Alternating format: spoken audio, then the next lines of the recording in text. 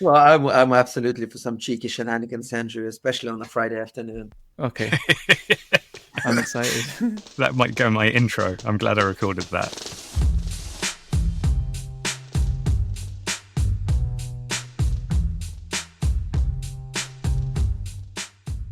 Welcome to Teamcraft. Today, we're joined by Nikita Mikhailov, who is an expert in psychometrics, member of the British Psychological Society, and co-author of the book Personality, A User's Guide. In practice, Nikita's clients include Fortune 500 companies, startups, individuals, and couples. His particular interest lies in how a better understanding of personality and individual difference can inform not only talent selection and development decisions, but our relationships and even office design. It's a great pleasure to welcome Nikita today. So, Nikita, in your book, you talk about embracing my unemployability and moving into comedy and so forth. And reading that passage made me wonder, well, what is the personality of this person? So I thought we could start by you talking us through your personality. Absolutely, Andrew. I'm more than happy to answer that question, and my more narcissistic side appreciates it. The narcissist jokes. Enough about my narcissism. What do you think about my narcissism? So the key thing for me, from personality perspective, it's we all have a self-narrative. So we all have the story we tell ourselves of who we are, which is really interesting, and each one of us has this different story. So I could describe myself as highly extroverted, neurotic, a Leo, because Leos are clearly the best. Or, whichever sort of model you're using of personality and what sort of language you're also using. And what's really interesting about this narrative is how often do you update it? Yeah. Because you have confirmation bias, so you're more likely to seek out information which supports your opinion. So whenever my partner tells me, Nick, you're being argumentative, my response is, no, I'm not. Because it's not congruent with my self-narrative, so we're discounted. Instead of actually being curious about the other person's experience of you. Because let's say in a team of 10 or 12 people, there's 12 versions of you. There's one, your self-narrative, and there's 11 how other people interpret your behavior. And each one of those narratives is different. So isn't it actually interesting to explore within a group or a team setting, in this case, of actually how different people perceive each other, and you in particular? I'm gonna just move on from the fact that I don't think you fully answered my question, but I appreciated the answer. I can describe myself as many things, Andrew, based on circumstances. I mean, for me, kind of coming from a sociological perspective in my work, I'm kind of embarrassed to say that I'm not massively literate in a lot of stuff in psychology. And I think the thing that stuck out to me the most from a team perspective was it's it feels instinctive to describe a personality as something that belongs to you, but it's almost the opposite, isn't it? Yeah, to an extent, right? The key thing is that how do we even define personality? That's what's really fun, because let's say how to tell an article about popular psychology is likely to be a bit questionable. Rubbish. It starts with the following lines. Psychologists agree. I haven't, rarely agree on anything. And personality is one of these absolutely fantastic topics. This is one of the key reasons why I'm so fascinated by it. Because personality, if you take out your earpods and you walk down the street, or you sit on a bus, or you sit in a cafe, statistically likely you will hear that word being mentioned by somebody. And it will be mentioned in different contexts, like my boss has a strong personality, Mm. or I really love their personality, or my cat has personality, or I bought this chair because it has character. Or in our society constructs, we even have, sports personality of the year. So apparently it could be awarded. It's being used all the time, but people have different ideas what it is. So from my perspective, in my practice, I say there's basically 5 levels to personality. So first level we discussed, it's self view versus how other people see you. Second level, it's more we go down to your self narrative. So self narrative exists between your behavior and how you see yourself. So I say there's what you like, what you do too much, and who you aspire to be. Mm. So there's stuff we like to do, such as I might like to be creative and have a creative hobby, and I'm in my element.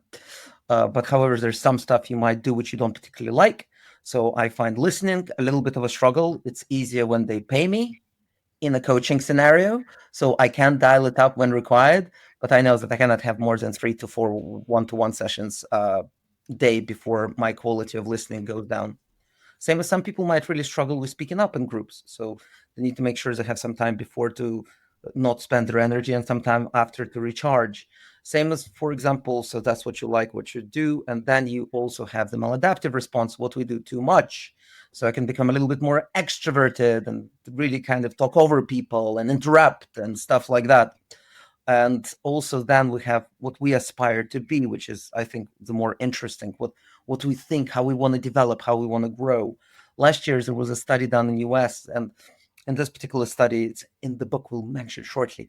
So you can get yourself, sorry, that was a Freudian slip. So as the research shows, people were asked, do you want to change your personality? 80% said yes. So first off the bat, what do we have? This whole thing, people don't want to change. Well, that's actually is not supported by the study. 80% of people do. They want it to be less neurotic and more extroverted. Like the world needs more extroverts, right?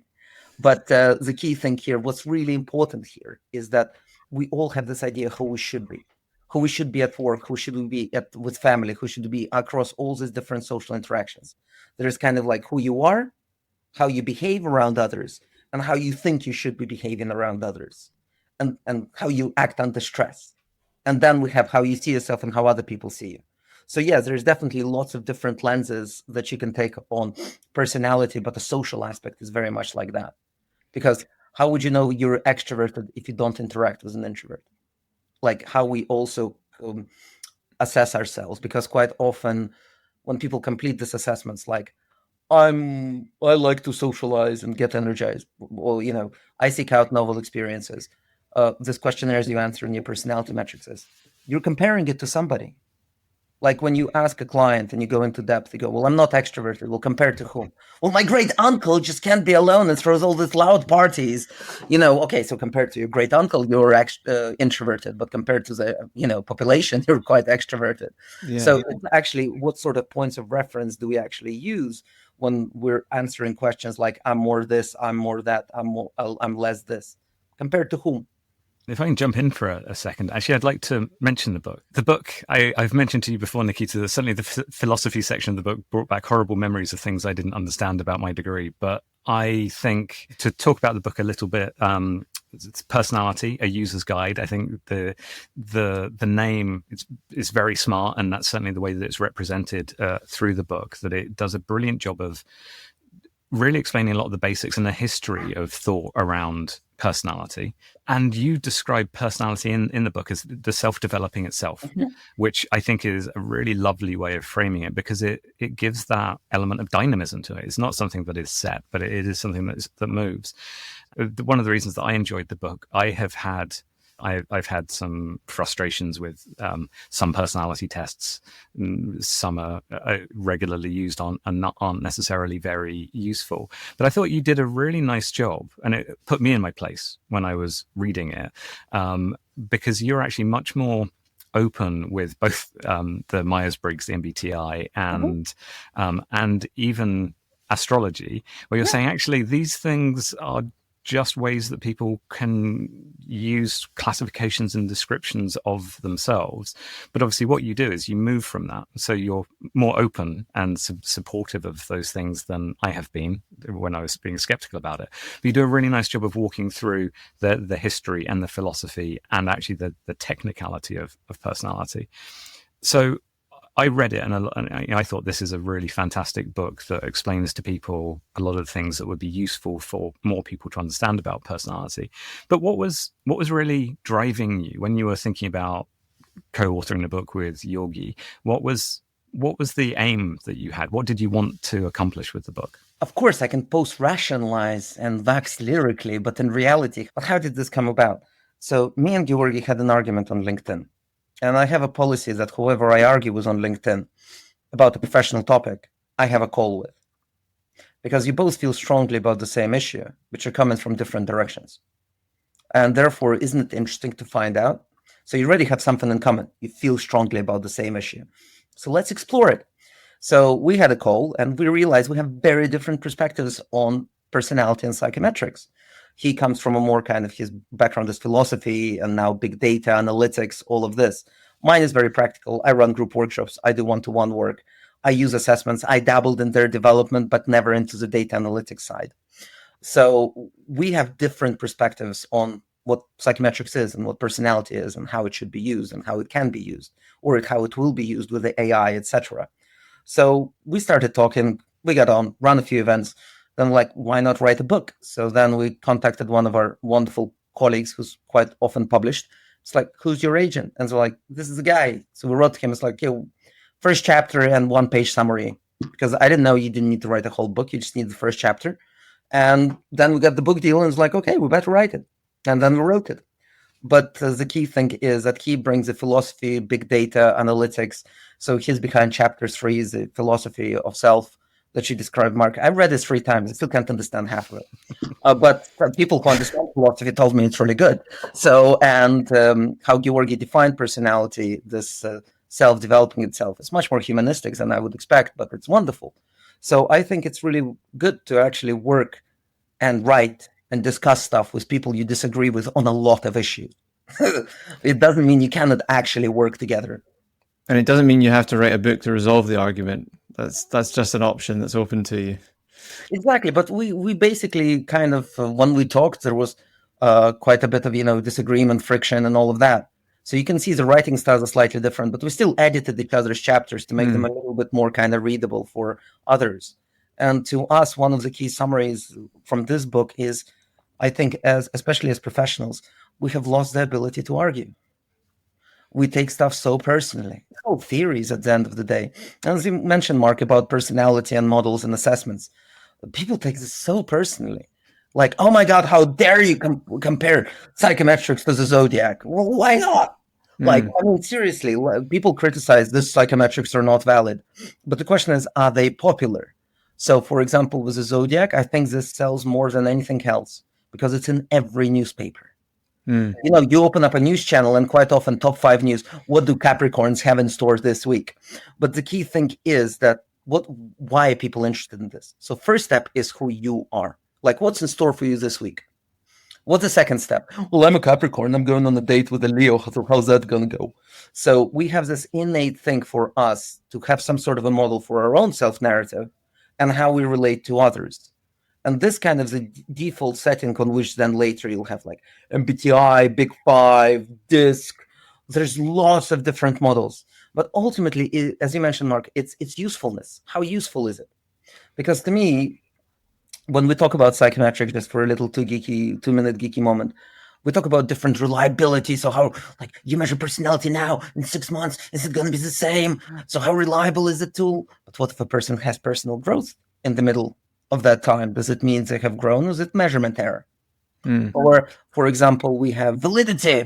Like, one of the validity measures is criterion validity. If I measure you now, is it correlated with your performance as a lecturer, or just port worker in Aberdeen, or it's so we obsess with this. But when it comes to actually people completing the assessments, the only thing we care about is what's called face validity. Does it basically look legit enough for people to answer those questions? We actually don't care how useful it is to those people, what they get out of it. No. Did you answer those questions? Good. Move on. Yeah. What's quite fascinating to me when you think about all of that context is the usefulness of it to people is it gives you a sort of scaffolding structure. To me, it gives them a language to navigate themselves. And in a way, what is so interesting is that some of the foundational work, if I'm remembering correctly from the book, but the foundational work is this psycholexical approach where those who were involved in creating some of these assessments or creating the foundations for them, they went through the dictionary and they were like, that word's good. Let's use that one to describe this bit. And so it's all about language in a way, isn't it?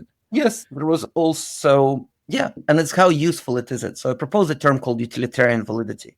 It's how useful it is to the person. completing the assessment, having feedback, having coaching, going through selection, you name it, different circumstances. So going back to the psycholexical approach, Andrew, yep. So Allport and Oddbert in 1930s America were quite inspired by what the gang was doing in France with intelligence assessments. So BNA, etc. It wasn't yet called IQ because IQ was a US rebrand of intelligence assessments. And then basically what happened is that like, let's do a personality assessment, but where should we start? So they decided to go psycholexical.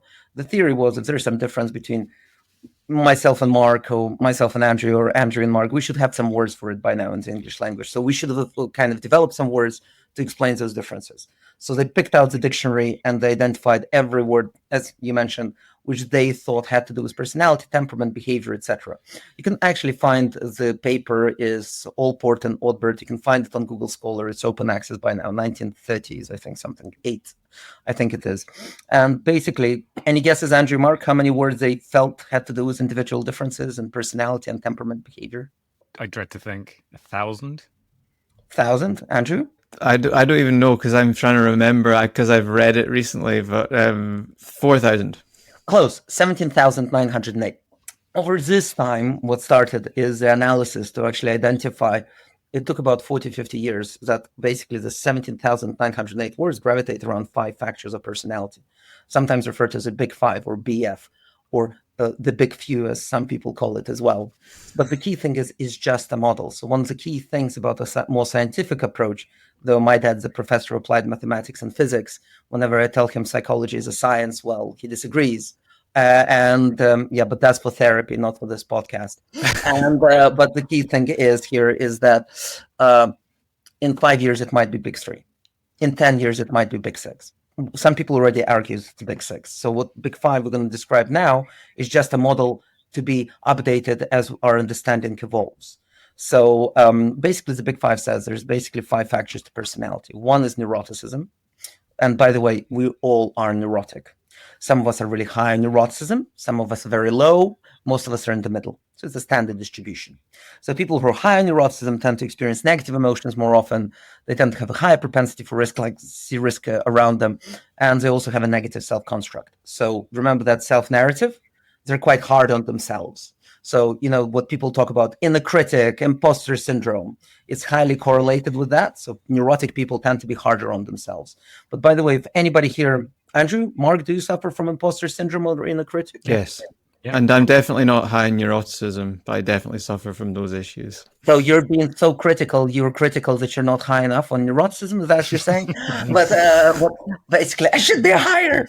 But what's really good, Andrew and Mark, from having an inner critic and imposter syndrome? I have some good news for you. Go on, tell us. You're unlikely to be psychopaths. Psychopaths don't have that.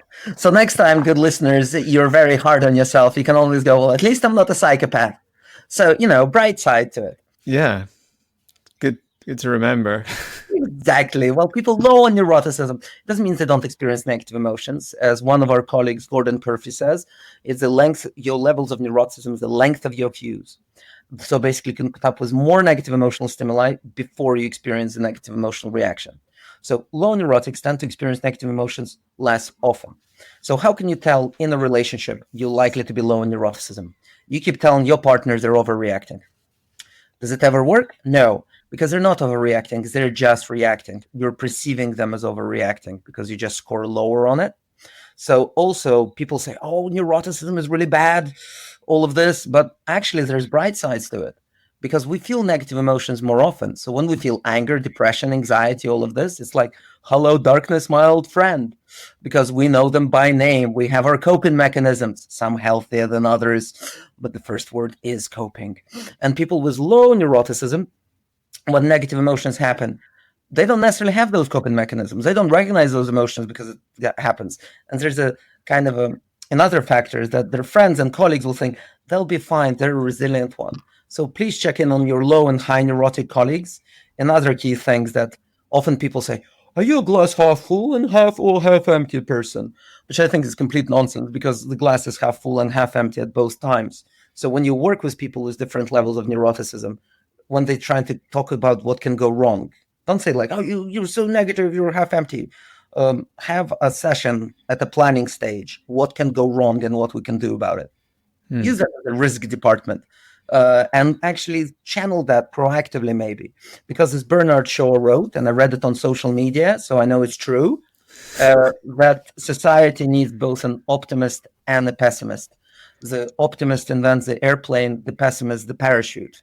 So it's how we work together that's key in a team setting, rather than necessarily say, "Oh, neuroticism is bad. Stop being so neurotic." Well, stop being so low on neuroticism. Well, I have an anecdote for you, and this is segueing into that kind of team dynamic thing, but I'm talking about my domestic team here with my wife, because reading your book genuinely gave us probably the cheapest bit of couples therapy you could ever imagine. So my wife, she won't be mad at me for saying this, but my wife is definitely very high in neuroticism. She'd be the first to tell you. And I am the opposite. And I was reading your book and I had a light bulb moment. I realized being neurotic requires a lot of creativity and imagination.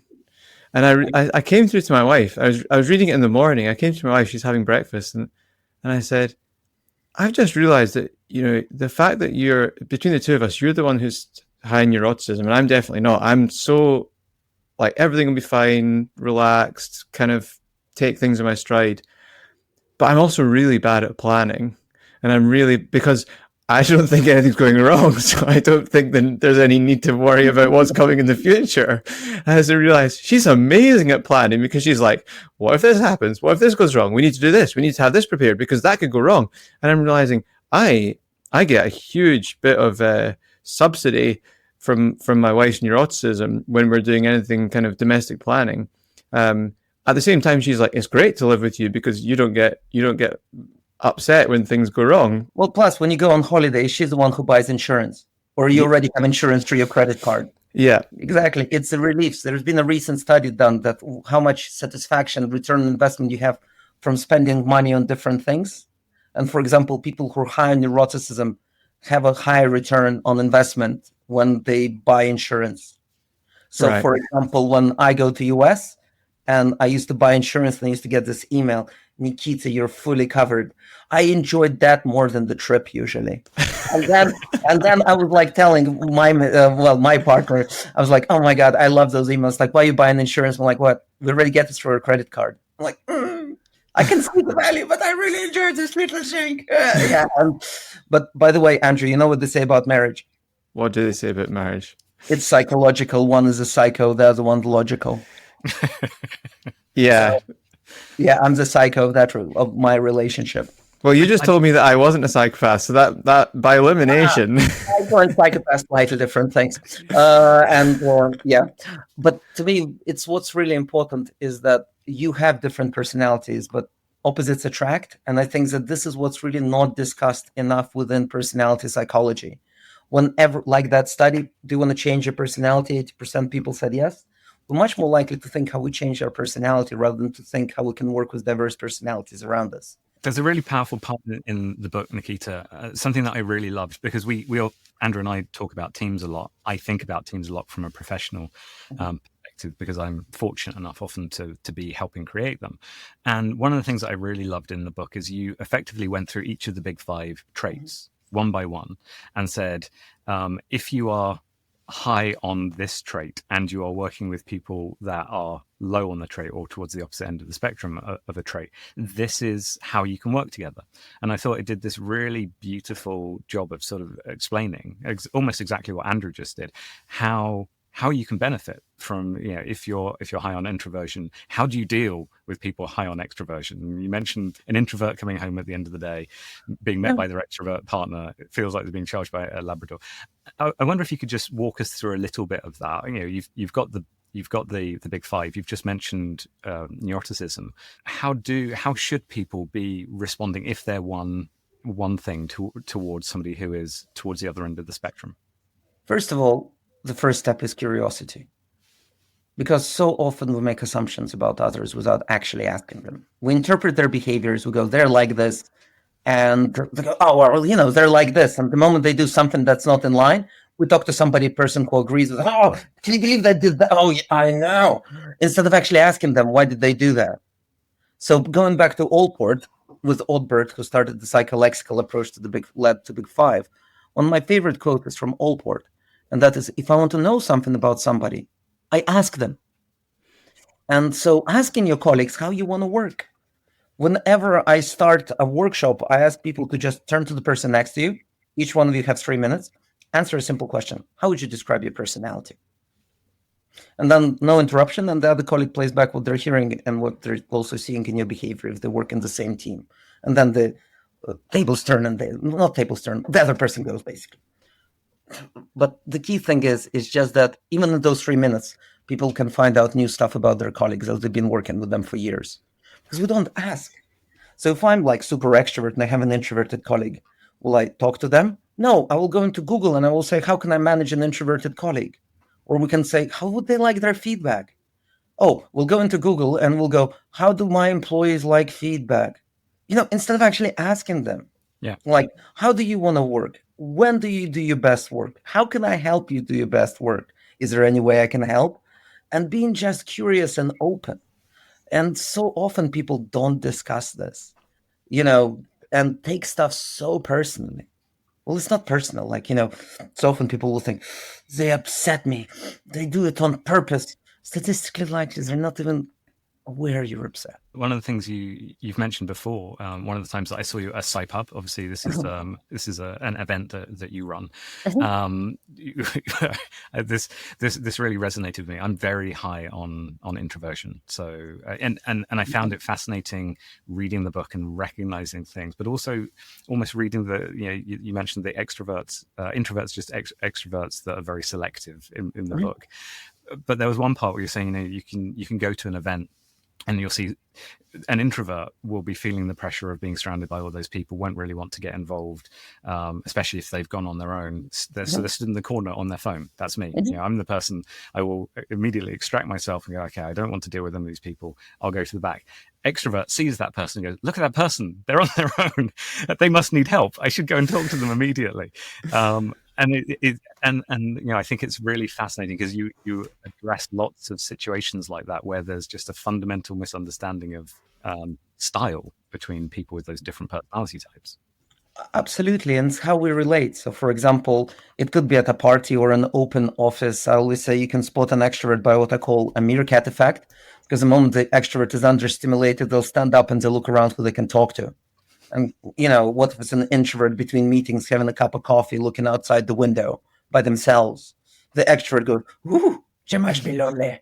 And come over and chat to them. But this is what's really interesting, is this dynamic between us, is how we seek out the opposite, how we're often married to our psychological opposites, how we work with people who are different to us. I think there is that need for us to seek out diverse personalities around us. But at the same time, when we come to leadership development, so much of the leadership development is how you can be everything to all people. Like how, you read like how to be more vulnerable, how to be more empathetic, how to be more creative, how to be more agile, how to pivot. And sure, you can be all of those things, but it is exhausting.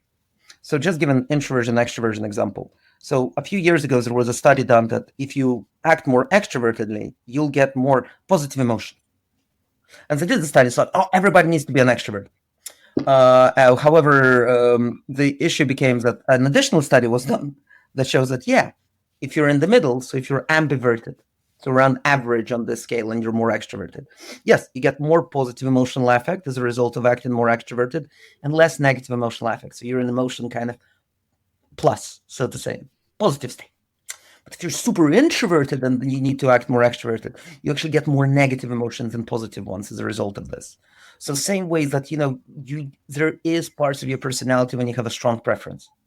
And when you need to deviate from this, you need to make a scaffolding of energy, support structures. You can do it, but for a little bit of time. So if you have to act all day extroverted, you can, but then inform your partner at home that you really need time alone this evening. So when you come back home, they don't treat it as rejection. So things like that can help. But what's also important is that who can you delegate this to? Such as, for example, if you come to a networking event with an extrovert and they go kind of socialize and meet all the people, and when you come in 30 minutes later, they introduce you to everybody. And then you can say, actually, you can even give a brief to your extroverted colleague, Barbara, I really want to talk to people within this kind of sphere with those particular interests because I have them too. So I want to explore that further. And when you come in half an hour later, you go, oh, Barbara, oh yeah, great. You need to meet Parminder over there because he has the same kind of interest in, like, I don't know, 1960s civil aviation, or firefighters in Wales, God knows.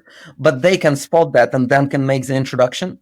Same as then after the meetup, you can talk with Barbara and you go, actually, and they go, well, I don't think we actually got any leads because they spent a little bit of time talking with everybody. Because, well, actually, Parminder is looking for this additional business that we can work with, because the introvert kind of potentially listened to the other person a bit longer. I wanted to, we're getting towards the end of our conversation, but there's something that there's a quote that I picked out from the book, and it relates to a question I really wanted to ask you more, and it relates to, the ingredients to an effective team. So I'll read you the quote from your wonderful prose. You said, "The latter is gravely needed in our modern age, where the self is sinking ever deeper into the maelstrom of stress, anxieties, depression, information overload, consumerist overstimulation, physical immobilization, and unrealistic social media-driven expectations. At the end of the day, we hopefully ask ourselves, what is left for me?" And this is related to another theme that Mark and I have been discussing a bit, which is about a dominance of individualism in contemporary culture, contemporary Western culture, certainly, and how that interacts with good teamwork, effective work with others. Do you think we're more individualists? Do you think individualism is a problem? I think everything in moderation, including moderation. So that's kind of my motto. I think there's nothing wrong with different traits, but even in a single team, people will have different ideas of how individualistic it is. Everybody in the team will have a different perspective what this team does. Yeah. Everybody within this team in the company will have a different idea what organizational culture is like. Everybody within the team will have different expectations of what's expected of this team. This is far more interesting questions. And I think that the key thing is we're social creatures. Humans are social. Look at the cities we live in. We're social creatures. Shouldn't our personalities also be seen as social? Shouldn't we talk about how we complement each other, such as you mentioned, Andrew, with your wife who channels her neuroticism into being really organized for the both of you? And how often do we actually appreciate that? And, rather than thinking I should be more organized, maybe you should, but maybe you pair up, and how wonderfully you balance her out by putting it into perspective about, well, actually, she will think like, high neurotics increase the probability of things going wrong. Low neurotics still think it can go wrong, but low chances. So for you, it's like, what's the chance of going wrong? 1 in 1,000. And she, from her perspective, it was like, it's 50-50. It'll either go wrong or it won't and probably will. So then when your attitude is like 1 in 1,000, she might go, yeah, maybe the chance of it going wrong is 1 in 20. So, you balance each other out. And over time, I actually believe you develop little avatars inside your head of your partners or your close colleagues. And you might ask, what would they say? When you can't consult them, you have their avatar you can consult, And I think there's wonderful ways that personality works on a social level. But when you have your psychometric report, or are you a peanut butter and jelly sandwich, or are you this character from this film or whatever, it's so nice to look at this A4 page and to think this is you. But what's missing is all the social interactions, all the team interactions, all the way how you complement each other. Like for me, whenever I work with a client, there's a few favorite questions I have. One, we already covered. How would you describe yourself? Second, what do people sometimes get wrong about your personality? That doesn't mean there's a truth to personality, like, ooh, the truth of who you are. It just means that it indicates an incongruency between how you see yourself and other people see you. Like, people might think I'm angry, but I'm really passionate. Or, people think I don't care, but I'm just quiet. There's different kind of incongruencies between how other people see you and how you see yourself, which is interesting. Another thing is, what aspects of your personality do you consciously manage at work? And why do you think it's necessary to do so? Because that gives you an indication of congruency between personality and environment. Also, why they do it. So I often have people who say, I need to be less emotional at work. And I go, fair enough. Can you tell me why? Like, what's the source of this information? Well, my first boss told me I should be less emotional. When was that? Oh, when I worked in a shop in early 20s. And in front of you is a 50-year-old executive at the financial institution. And you go, okay, so first, back of my mind, you probably changed by now. You're a different person. The environment is very different. And can you just imagine that for 30 years, this person has been managing who they are based on one sentence of feedback? Remember that aspirational side to personality? And we kind of reflect on this, go, yeah, and they go, yeah, right. And the second thing they usually think of is, oh my God, what have people been doing based on my feedback? And you go, yeah, I know, right? Isn't that interesting to find out? And then also, like, what you want to develop about your personality and why. But the main question I currently ask is, going back to your point, Andrew, about relationships, is what do you appreciate in other people? What personality traits you appreciate the most in others? Yeah. And I think teams don't spend any time on that. So whenever I do a team workshop, especially teams under 12, I would ask each person to stand on like a personality model. I use a floor mat and other kind of props and gizmos and stuff to stand where the most comfortable be. The extroversion, introversion, big picture, people focused. And then I'll ask all the other 11 members of the group to go stand on each one of the qualities they appreciate this person brings to the team. And then go around the circle and each person shares why they're standing, where they're standing to that individual. Like, I appreciate you bring empathy, as you have shown, like this project we've been working at. And then after they finish, I ask that person to play back what they've heard, and then nominate the next person in the center of that. And so it continues. But to me, what this kind of highlights is that, look, right now it's January when we're recording this. It's a time of year of annual reviews, when the wonderful corporate life ritual, which makes sense because you only give feedback on people's work one day a year. And also the feedback is always given, yes, but it's usually from your manager, and it's not from the rest of your team.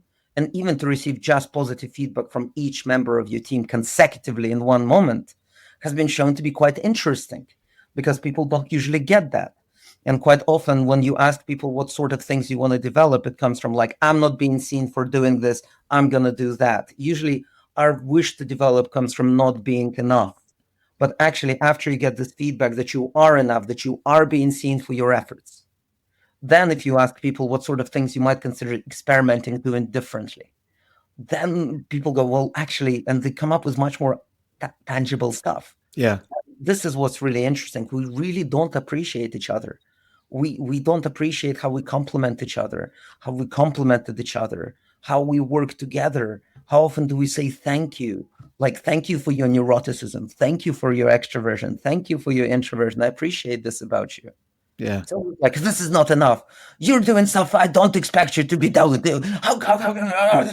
But rather than actually, so how you imagine this person is incongruent with how they're behaving. So we kind of go, wow, how do you do this? Instead of actually asking, why do you do this? Like, what happened there? What did you hear? We have so little curiosity about ourselves and others. It is fantastic. I mean, just the levels of assumptions we're making based on so little information is amazing. Like, we right now have teams who work virtually on Teams, right? And if you finish a meeting 15 minutes early, do you stay and chat? No, you say, I'll give you 15 minutes of your life back. And you go, finally, I can use the bathroom because nobody canceled Maslow hierarchy of needs. But the thing is that we don't know who these people are. There's no chats with them over coffee. How was the weekend? What football team you support? These chats in the elevator between meetings. This meetings on the stairs, free for a coffee. Yeah, sure. Actually, I have 15 minutes. There's nothing like this. We work with individuals across the world and we have no idea who they are. Like, honestly, after working in this field for 12 years, I'm surprised when communication happens between people. Miscommunication is the name of the game. I'm surprised most functions within companies actually function. How little different teams which form up this function actually know about each other, and how often they make those assumptions. To me, it's absolutely fascinating. I've got one observation and one question. Sure. The observation, and actually it's very related to the teams, to building teams in organizations. You made a lovely comment, whether it was you or Georgi made the comment, but in your book around how maybe 200-300 years ago, we used to identify ourselves by what religion we were, and then who our grandfather was, what our family name was, and then which village we came from. And we've lost some of that. We've lost some of the sort of the elastic cultural elements of the way society is organized. And you probably quite rightly said in the book that this is leading to a crisis of identity. But I had a different thought when I was reading it.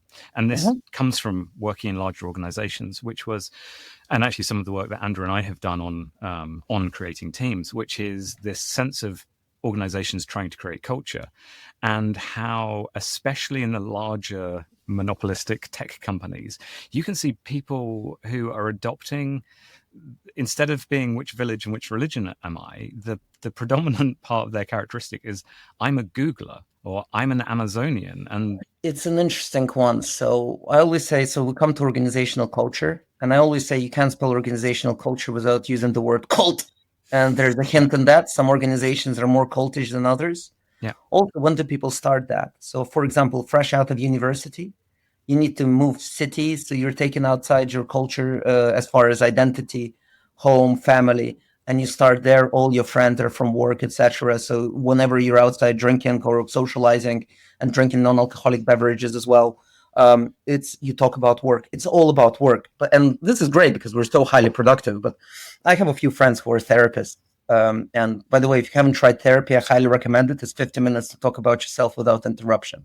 But the key thing is that what's really important here is that what one of my colleagues said, that she never had such similar clients ever before. Young professionals suffering from crippling levels of anxiety. And her theory is that it's because people assign too much value to work. Their whole identity is intertwined with work. So if you identify, I'm of this company, what happens next? Redundancies.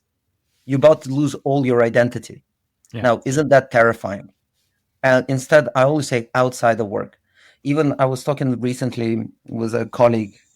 He had a fantastic professional career, like really, C-suite level, corporate, global.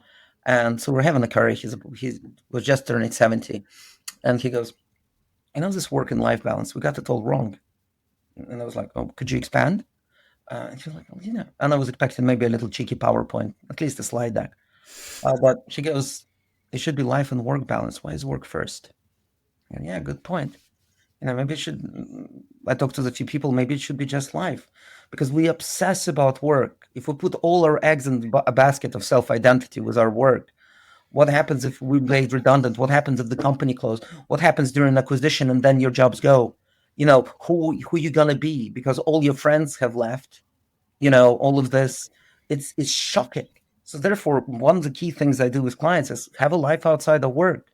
So there's been research done that, for example, retirement changes your personality, especially in men.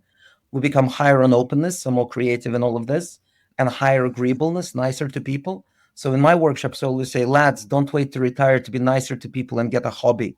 Yeah, it's life outside of work, which is important, which we need to celebrate. One deliberately misleading question, deliberately incorrect question, and you'll immediately get where I'm going. But at what age do our personalities become fixed? Well, I like that question because a lot of people say, your personality becomes fixed at 30. It's the metaphor is it's fixed like plaster. And there is some reasons behind that, because before 21, we actually don't like to use the word personality. We use the word temperament because it changes so much. Between 18 and 30, personality changes quite a bit. Between 50 and 60s, there's also life events like retirement, as I mentioned, which change your personality. Things you can do like therapy. The key thing is that there's ways to change your personality, and it's always in a state of flux. And there we go back to that quote by Georgi, the self-developing itself. Why do we call it that? Because we don't actually say personality is fixed. So the self-narrative you have of yourself is based on your past. It's a story you've been telling yourself, where you find yourself as the present. And your personality, let's say, impacts what decisions you make as far as what environment you select. Let's say if you're highly extroverted, louder environment just for simplicity. Or if you're high on openness, you're more curious, you're more explorative. But then this environments and experiences in turn change our personality. So we're currently in a process of flux. A personality is a liminal entity between now and then. And we're constantly in a period of change. And therefore, this, I think, one of the clues why it's been so hard to define what personality is, because there's not really that much agreement, because it's fluid. We keep changing. We change based on the interactions we have, people we meet. It is fantastic to experience that. And quite often, how often have you updated your narrative? How often can you ask your friends who know you well, or family, or Andrew, your partner, in the last few years, how do you think I changed? How often do we actually ask that from their perspective? Well, you're a bit this and a bit that. Like, when my colleagues tell me I'm not as neurotic as I used to be, I go, how dare you say that? Don't take that away from me. Get out.